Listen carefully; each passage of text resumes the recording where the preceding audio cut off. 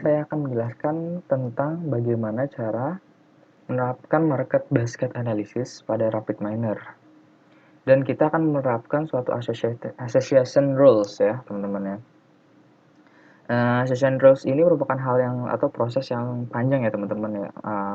Manusia kadang tidak mampu untuk melakukan perhitungan dalam beratus-ratus data dan belum juga kombinasi dari seluruh item yang ada.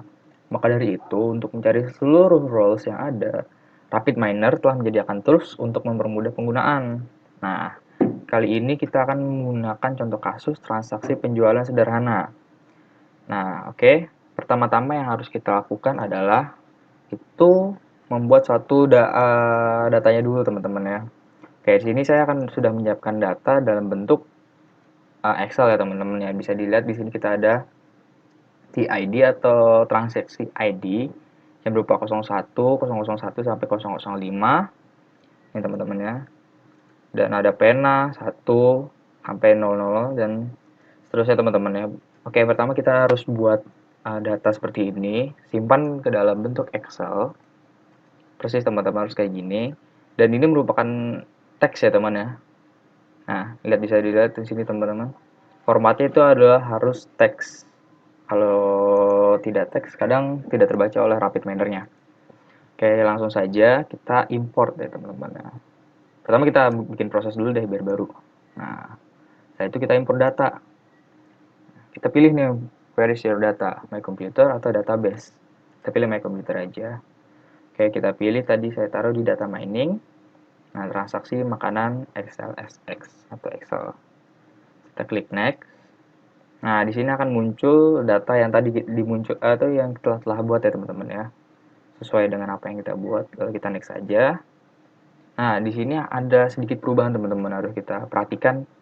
Di bagian TID atau transaction ID, kita harus rubah change type-nya itu menjadi polinomial agar si RapidMiner ini ngebacanya sebagai teks, teman-teman. Lalu kita change role-nya menjadi ID, teman-teman. Oke, kita oke. Nah, lalu kita next. Lalu kita pilih mana mau taruh mana, kita taruh di local repository dan bagian data, teman-teman.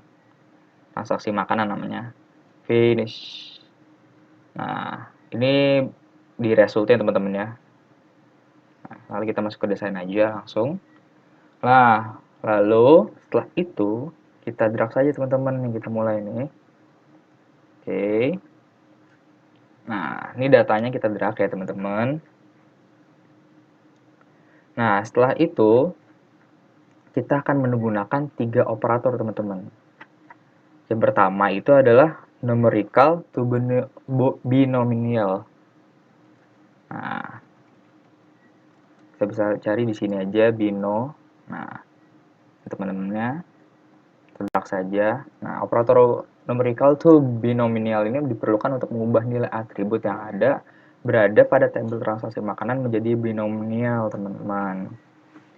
Oke, terus habis itu kita masukkan lagi, teman-teman nih.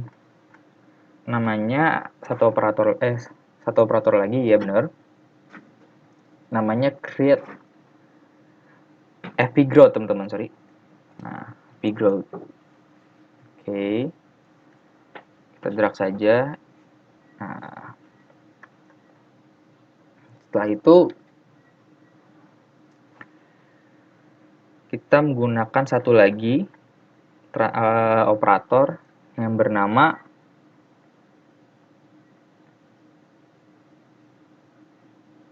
create association. Nah,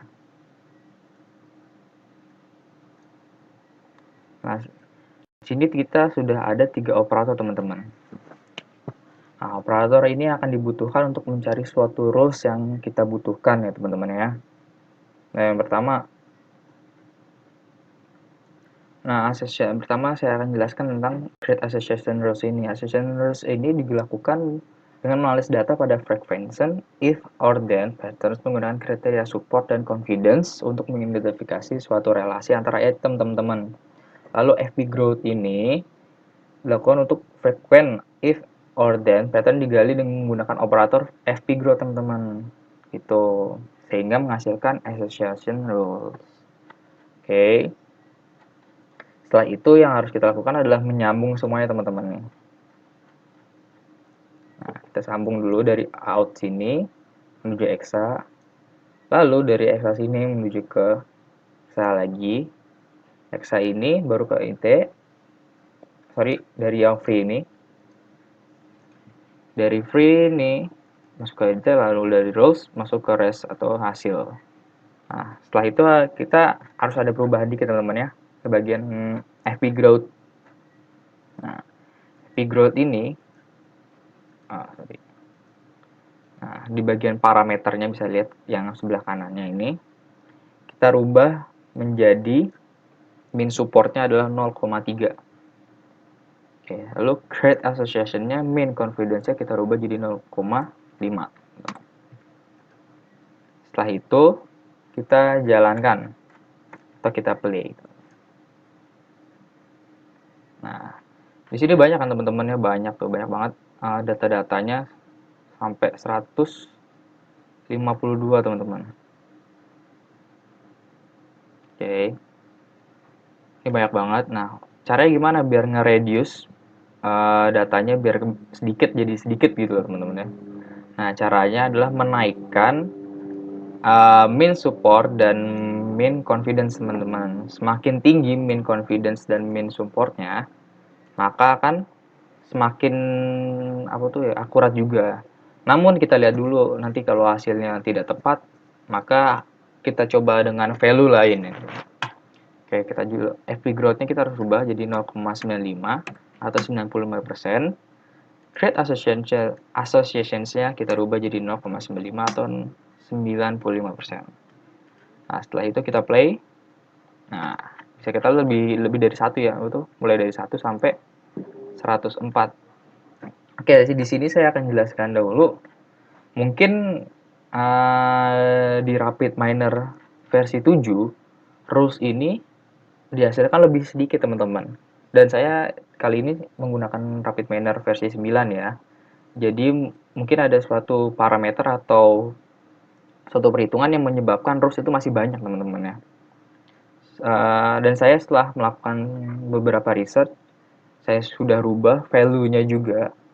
Dan tetap hasil rules ini walaupun di bagaimanapun juga tetap 104 teman-teman, tidak bisa lebih atau lebih nge-reduce jadi sedikit, bisa jadi 5 atau 4 rules seperti data yang ada teman-teman. Namun setelah saya cek semua datanya itu semuanya itu sama teman-teman. Jadi kesimpulannya dari data table ini bisa kita ambil atau kita gunakan yang dimana dari roles ini jadikan sebuah pegangan dalam strategi penjualan retail teman-teman. Tentunya yang memiliki nilai support dan confidence yang tinggi teman-teman. Ya, support dan confidence yang tinggi teman-teman. Karena ada perbedaan banyak ya. Oke.